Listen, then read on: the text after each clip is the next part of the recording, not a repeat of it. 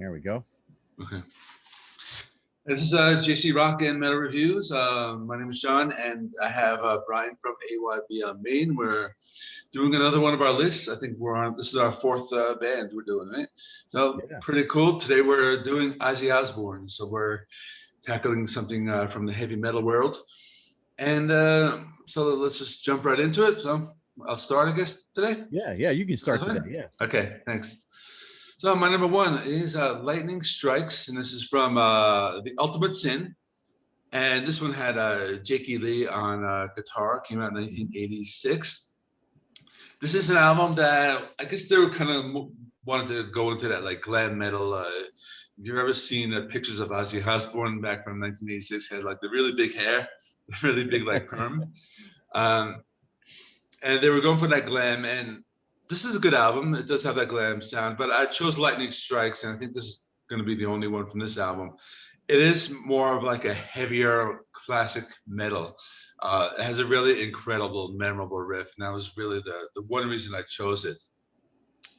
And it's just really a great guitar playing and a really great solo on it. And so that's why I chose it. That's my number 10. And like I said, that's my only one from the Ultimate Sin, even though that is a good album.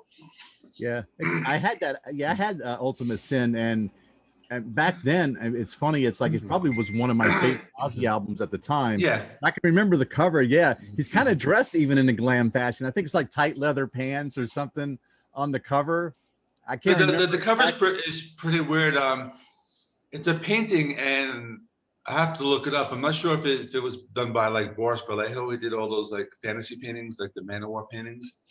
But it's in that style, and it's like a weird like a dragon or something. He has like, and it's his head on it. Wow. It's kind of it's a cool cover. Yeah, I remember the album. It's funny. Yeah. It's for as well as I liked it then, and I don't think I have any. I don't have any other album, any songs from the album. Yeah. Not in the top 10 anyway. Yeah. Number 10 for me, I picked is from Down to Earth. It's one of his latter albums. Obviously, that was well known. I mean, even my daughter liked the song from this album, but I like the lead off track, Gets Me Through.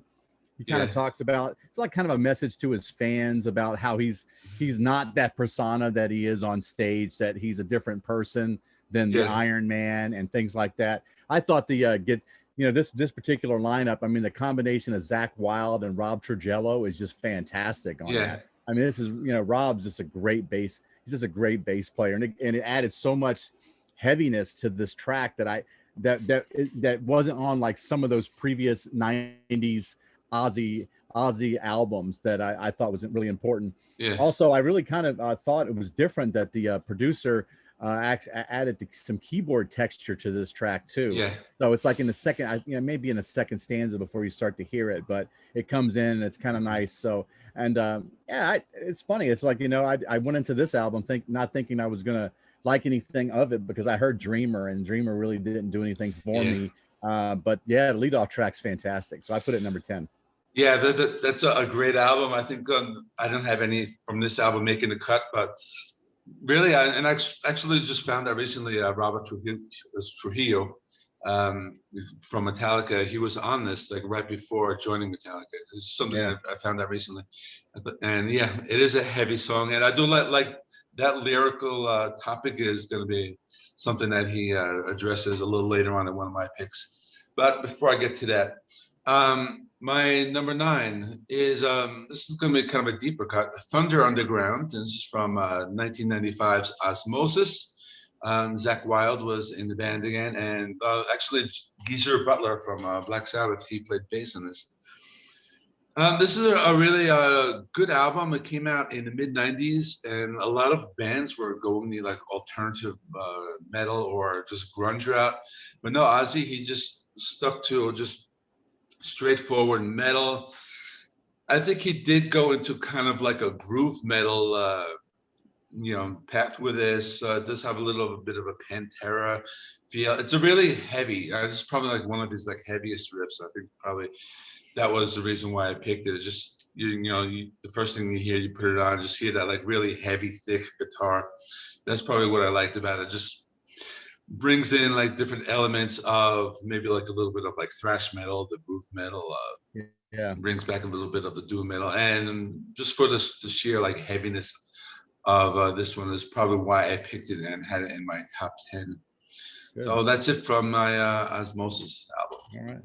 Yeah, I remember early '90s did have a lot of groove metal. It had like Pantera, Yeah. Prong. Yeah, I love Prong. Suicidal Tendencies was kind of grooved in, and Infectious Grooves. It was like those early '90s bands. Yeah, Infectious Groove was kind of like a side project, and Yeah. yeah, they did that Suicidal Tendencies, The Art of Rebellion. I like that album a lot. Yeah, I do too. Actually, I Yeah. like that one. Yeah. Okay, number 9 for me is going a little old school. I went from Blizzard of Oz. I've got Suicide Solution. Yeah. I know there's some controversy. You know, there's controversy at the time behind the lyrics Yeah. and which seemed totally bogus to me. The song doesn't have anything to do with you know, encouraging people to commit suicide. Randy Rhoads' guitar really sticks out to me on this. It's very powerful. I didn't really care for. I know they did a 2002 reissue. I think Sharon Osbourne had more to do with that than Ozzy wanted to, and it just didn't sound right at all. So the original version that appears on the 1980 album is much better. I had to put it on here. I really enjoyed it. It definitely is indicative of that early Ozzy sound, and so I put it at number 9. Yes, that's a good track. That's from Blizzard of Oz, and that's just a classic. And we'll be talking about that a little later on. Yeah. Those first couple albums, especially Randy Rhoads, just such an awesome. He was so great. So we're at number 8. So I chose something from his newest album. I chose Ordinary Man. And this one was a pairing with Elton John. And you're probably thinking that's kind of a strange pairing, Elton John and Ozzy Osbourne. But they really made it work. And kind of like you were saying in that other song with the lyrics, it's, I guess, like a similar tone. Singing, you know, talking about all the things he's done, the things on stage, and you know, I didn't want to die an ordinary man, you know. So it's kind of like looking back on his life. Just a very emotional song. And this album, Ordinary Man, you know, when they first announced it, the first single was with a pop star. I forgot his name. I'm blanking, but it's kind of the first single was with like a Post Malone. That's what it was. A modern pop star, and I really, you know, wasn't really interested at first. You know, Post Malone was going to do some kind of. I'm not going to be interested in that. But when this album came out, it was like really good. I was actually surprised. And this song, you know, usually Ozzy, he has kind of like a set band. This one he didn't. He had like a lot of different, you know, artists come in and contribute different the drums and the. So I actually wrote it down. There's actually like a very big names. Slash, he's on a couple songs. He's on this song. Yep. He does the guitar solo. And it's pretty cool knowing that, because when you listen to it, you know, you do hear, you know, yes, that is Slash. You know, it's a solo that could have been on like a GNR album. Duff McKagan, he's played the bass on most of them, and Chad Smith, you know, from the Chili Peppers, he plays drums.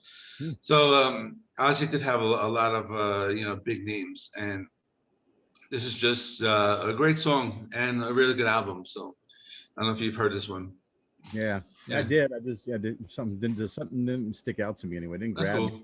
Yeah. Really, but I mean, especially the Elton John one. I had the same thing. I was like, I don't know if I can listen to those two together. Just like when, you know, I guess even when Eminem and Elton John did something back, you know, 20 years ago, I didn't know whether I could do that. It's a weird pairing. Yeah. It's a weird pairing, and you just have to like, all right, let's see what we got going on here. Okay, number 8 for me is Flying High Again. Yeah. I think this is from Diary of a Madman. It's the second album.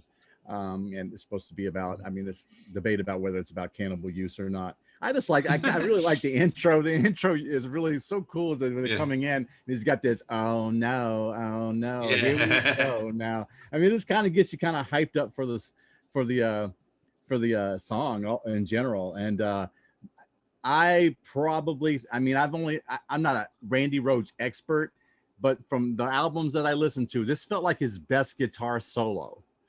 in the Okay. album for Yeah. all the stuff that he's done. But that's just like, you know, me kind of a, you know, fledgling Ozzy Osbourne fan, listening to it for the first time. I thought it, and I thought the production was much, it was a little cleaner than Blizzard of Oz. Blizzard of Oz wasn't, you know, nearly as well produced as this track was. Yeah. So I thought that that kind of stood out to me. Like it seemed like, okay, so now Ozzy's getting better at his craft, or at least he's surrounding himself with people that are better at the craft and Yeah. not trying to do it all himself. Because I know that first album, it was like the band members did all the producing, and sometimes it's like, oh, do you have any experience? Because that's the first thing that has to come to your head, you know.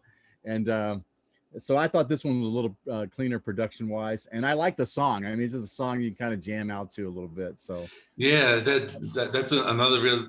He had like so many really great songs on those first four albums, and yeah, Randy Rose. I gotta really re-listen to that guitar solo again. yeah. But so yes, that is a really good one. Okay, so we're on number 7 now. I have Fire in the Sky from No Rest for the Wicked. Now this was one of those albums. I really like this album a lot. It has Zakk Wylde on it. And actually, when I made my top pop 15, I think I had maybe like 3 or 4 songs that actually like were at the end, and I ended up like cutting them off. But this is the only one I have from No Rest. And you know, when it comes to ballads with Ozzy, you know, I like them. You know, some of them I like, some I don't like. This is one of the ones I did like. This is more, I guess, not really a ballad. He's had more like ballady like ballads, but this is a power ballad.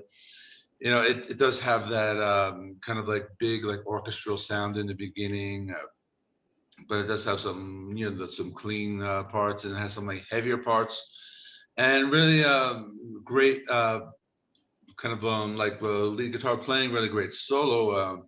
So I like this one a lot. Now that I will be mentioning another song from their other album that kind of like reminds me of this, where they do kind of use like the orchestra and the clean parts and the heavy parts, and that's going to be a lot higher. But this is just a really great ballad and a really great power ballad. So that's why I chose this one, and from 1988. Perfect. No Rest. Okay. My number 7 is even more of a, it's probably more of a power ballad. Yeah. Is I've got Mama, I'm Coming Home. Yeah. From No More Tears. Yeah. I think it's like wasn't it like his first top 40 single that actually was like in the top 40 Billboard songs? Yeah, because back in the 90s, pretty much these metal bands were all putting out these ballads. So we had bands like Extreme, we had Queensryche, and those type of bands just getting like, I don't know if it was top 40. It might have been top 10. I'd have to look it up, but yeah, you're right. Yeah, It was right there. I know it was definitely a softer side. I did like that Zakk Wylde's guitar. He was able to, like, he pulled it back a lot more than he, you know, it seems like in other songs, and where he has really nice guitar playing, but it's very subdued, almost acoustical. And then he'd bring it up for the chorus, you know, and then bring it back down again. I thought he did a nice job of that.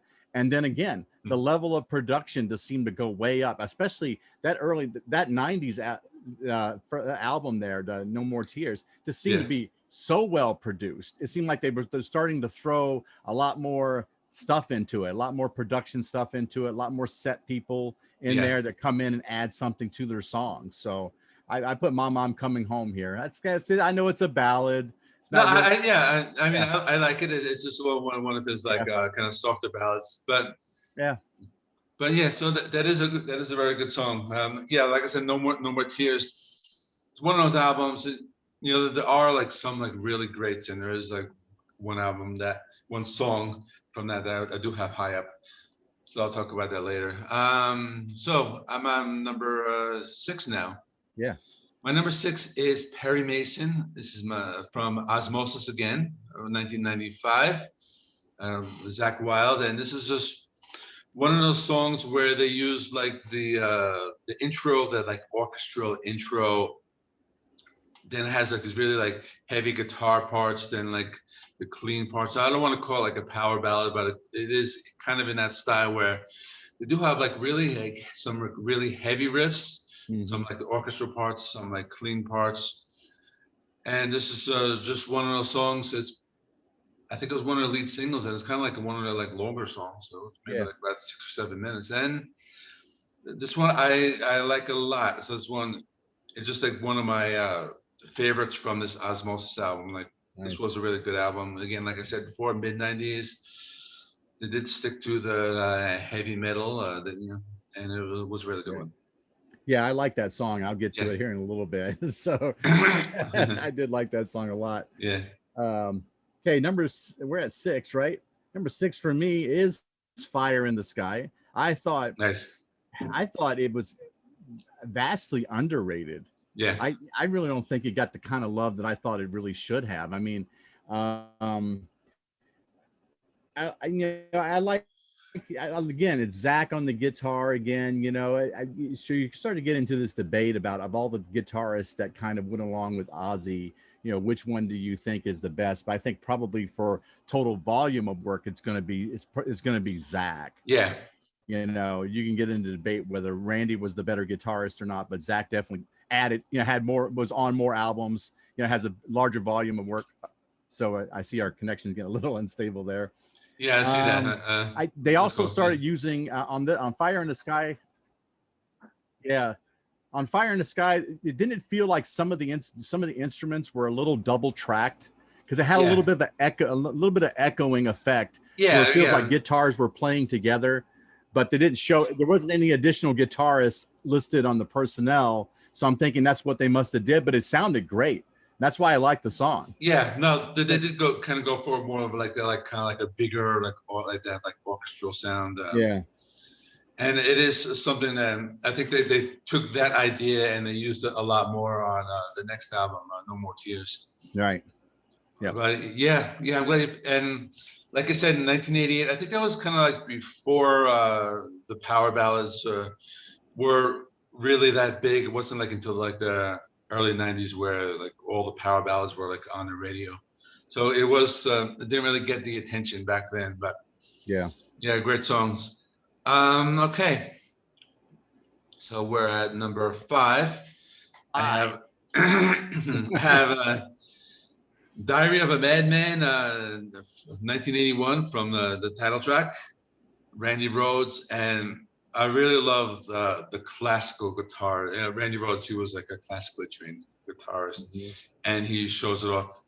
It starts out with the acoustic guitar, and then kind of he used the electric guitar. Kind of just great how he like transitions from the acoustic to the electric. And this is one of those songs that has that like haunting tone that were on a lot of Ozzy Osbourne songs. This is a really great one. And that's pretty much what I like about it. And I will be mentioning a few other songs that do have that like haunting tone. It's kind of like a slower song.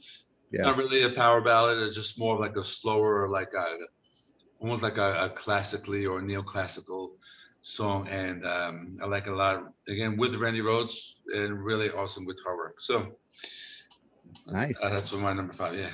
Number 5 for me. Now, when I was going back and forth on the songs I chose and the rankings, the top 5 never moved. And this one here, number 5 for me, was a song I had not heard ever until I actually did this deep dive to do this list. Yeah. And that was Perry Mason.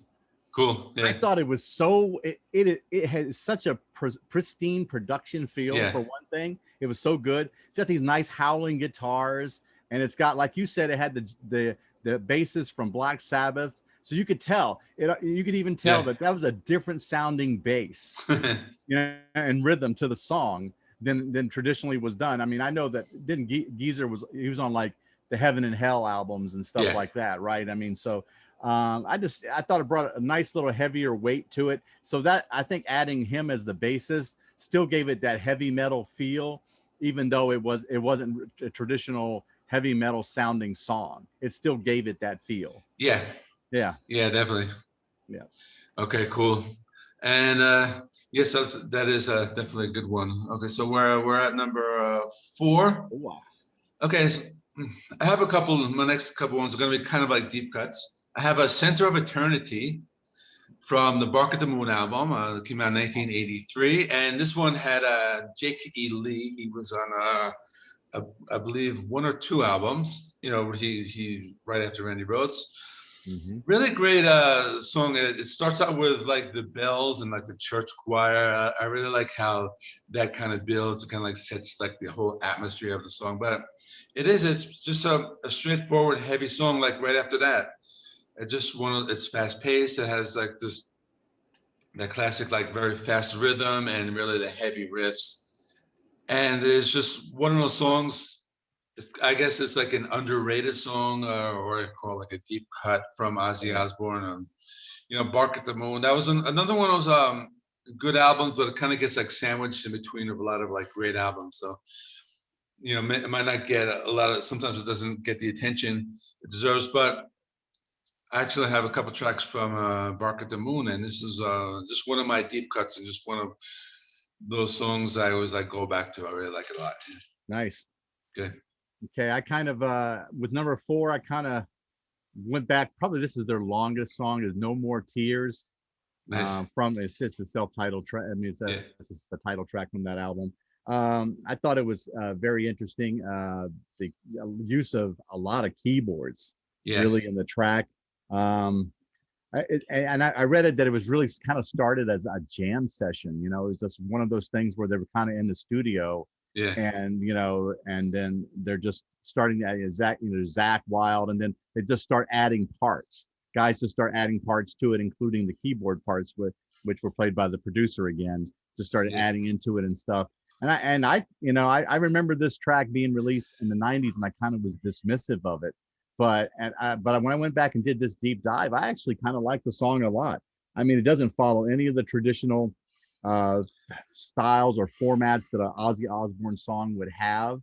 It seems like the rhythm and the time signatures change quite a bit during it. So I thought that was interesting about the song, and so I put it higher up on the list than maybe some people would put. But I enjoyed it, so I got number 4. Yeah, definitely. I like the song a lot, and I will be mentioning that at some point.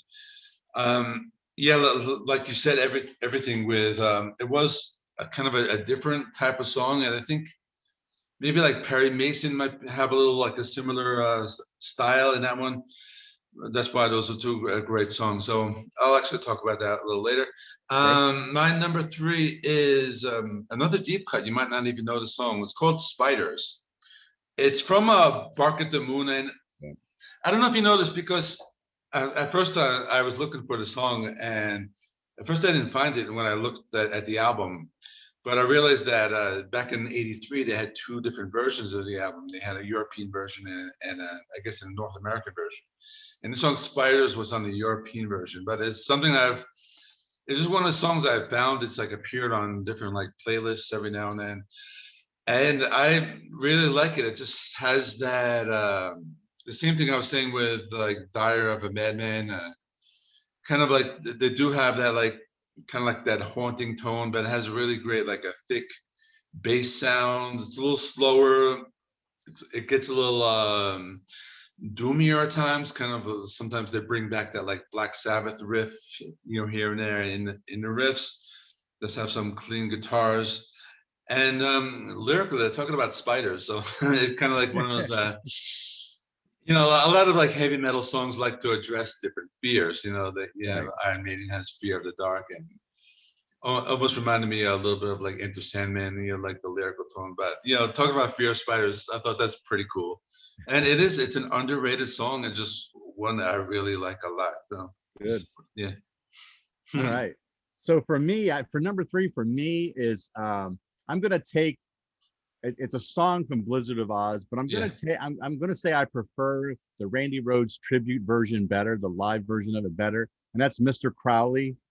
Nice. Yeah. I like that, but I think they got nice haunting keyboards in the track. It's very powerful live. I mean, it just sounds really great.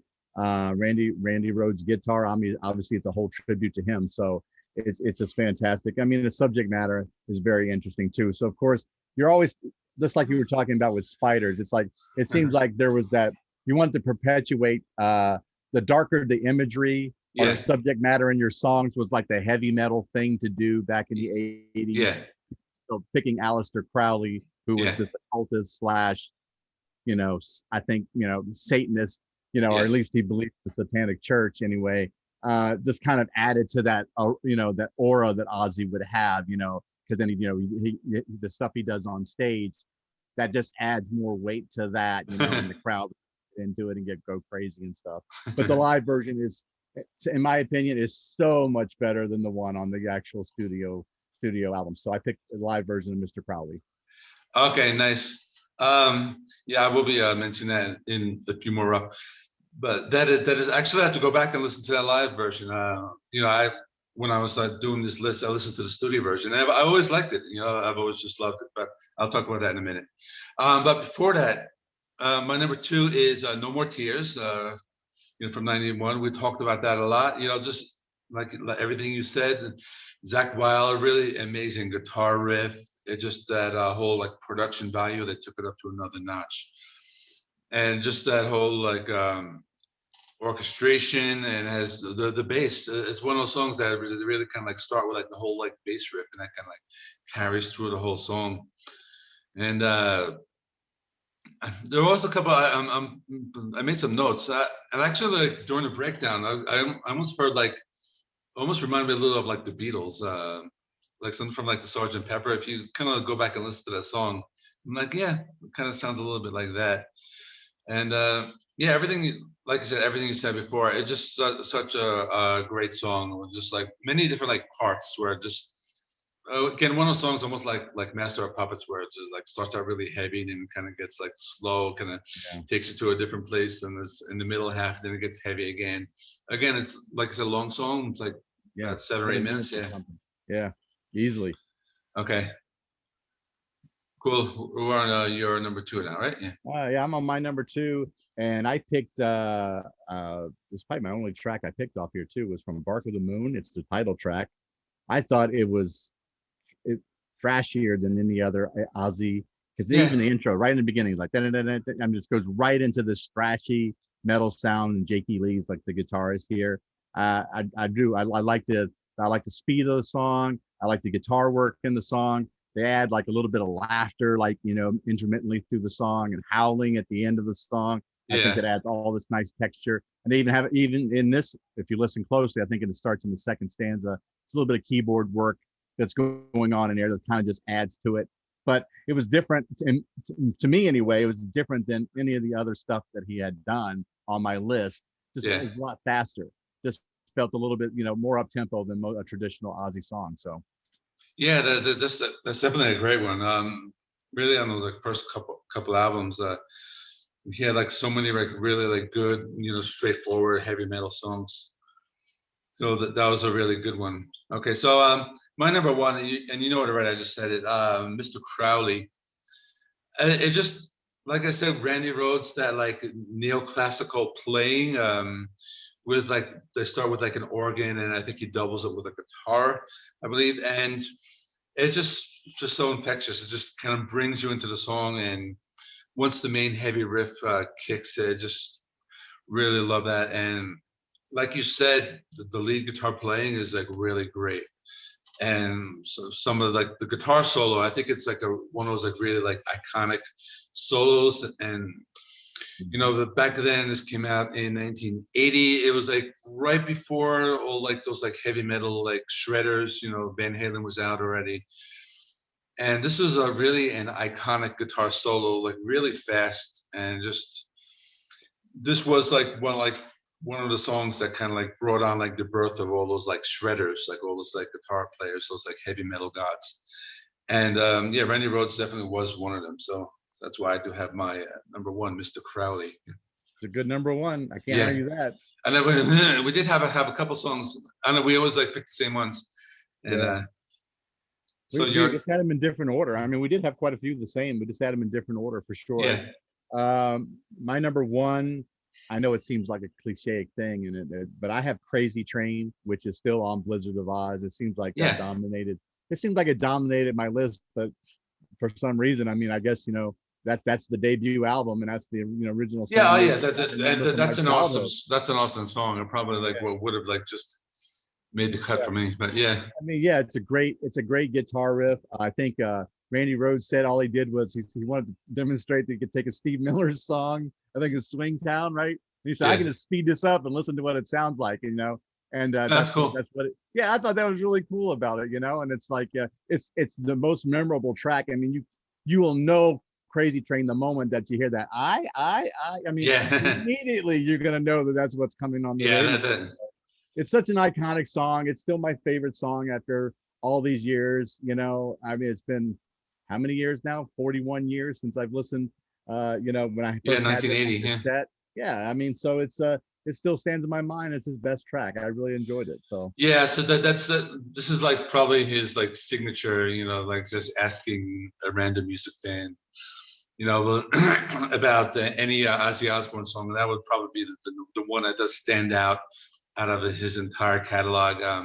Yeah, I like that one a lot. You know, that like I said, that one probably like I almost put it on, but I just had a lot of other ones I like better. But that's a really good one. So pretty cool. We're at the end, so that's it. So we gotta think about for our next one. yeah, Uh, one of the things I wanted to mention at at the end here, I didn't want to do it at the beginning, but isn't it funny how the lineup matters. The type of sound that Yeah, Ozzy had mattered with the lineup that he had. And I know there was a whole drama when he finally married Sharon Osbourne, there's a whole drama about yeah, writing rights and all that other stuff. So then, you know, because I think when he finally settled down on a more consistent lineup, but I imagine Zach Wild and Bob Daisley, is that his name? His yeah, name is bassist, right? Who did the majority of the work and stuff, and Costello on drums. Once he kind of settled down on that, then the sound got more consistent and better production value and stuff, and where you weren't bouncing around your lineup quite a bit. So I think lineup matters. It really does. yeah, yeah. That is something that we did see throughout our listen to all his album. I think one of Ozzy's like strategies when he went solo was I think he really wanted to find like these top-notch musicians, and probably especially like the guitarist. Yeah. I think like he knew, Ozzy, he's probably more of a showman than a talented vocalist. Like people compare Ozzy and Dio. Dio was always like probably a better like singer, but Ozzy was more of a showman, and I think Ozzy wanted to bring on somebody. He always wanted to bring these like really like great like technical guitar players who are just really top-notch musicians. So I think Yeah. that was kind of like a strategy for that. And I think that in every incarnation he did that. Yeah, definitely. I don't think he didn't have a weak guitarist. No. Not any of his stuff. So yeah, good. It's good. It was a good list. So we got to decide on the next band. We got to figure that one out. Okay, so I actually I'll say this now. My brother suggested the Scorpions. Have you ever listened to them? Yeah, I've listened to the Scorpions. Yeah. Even when they did some of those those power ballads back in the late 80s. yeah. I'll do the Scorpions, sure. You want to do it next? Okay, cool. Yeah. We'll do Scorpions next. That sounds good. Oh, cool. So let me end this out. So for anyone still watching, please subscribe to Brian at AYBL Maine. I'll put his link in the video descriptions. Okay, so thanks for watching. Let me stop recording. And